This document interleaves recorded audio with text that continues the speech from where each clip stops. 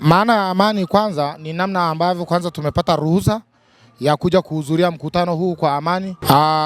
Umuhimu ni mkubwa sana. Kwanza kama unakumbuka tukio lililotokea pale kwenye uchaguzi mkuu wa Oktoba 29, watu wengi walishindwa kufanya shughuli zao. Wengi haswa waliingia mitini, walishindwa kujiendeleza. Hofu ilitanda katika kila kona, watu wengine walishindwa hata kwenda kufanya shughuli zao za maendeleo za kujipatia riziki. Walikuwa wanatafuta mahali pa kujificha.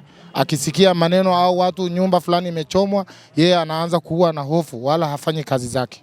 Mimi niombe vijana wenzangu, na mimi pia ni kijana, lakini niwaombe haswa hawa wanaokuja sasa, hawa ambao kidogo umri wao ni wa moto, naomba wajirekebishe, maana kesho kuna maisha baada ya haya.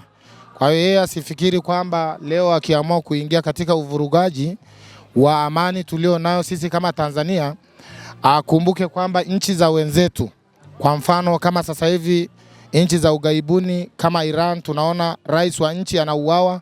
Ile ni kwa sababu amani hamna. Wananchi wa mama, watoto na wajawazito wanakosa amani ya kuishi. Watu wasio na hatia, hata mahospitali yanachomwa kwenye nchi za wenzetu. Ndio haswa sababu kuu ya faida ya kuwa na amani.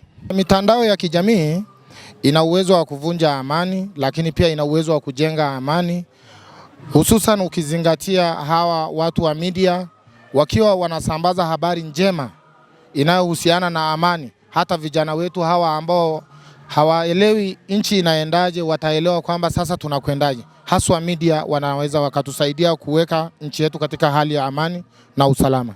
Kwa sababu ya usalama wangu binafsi, nikiona watu wanaovunja amani, ninaweza kumwona kiongozi mkuu kwa usiri, kwa sababu inawezekana kwamba hata mimi naweza nikajihatarishia maisha yangu ninapokuwa ninatoa habari hizo kwamba fulani na fulani, labda aiza kikundi fulani leo wanataka kufanya 1, 2, 3.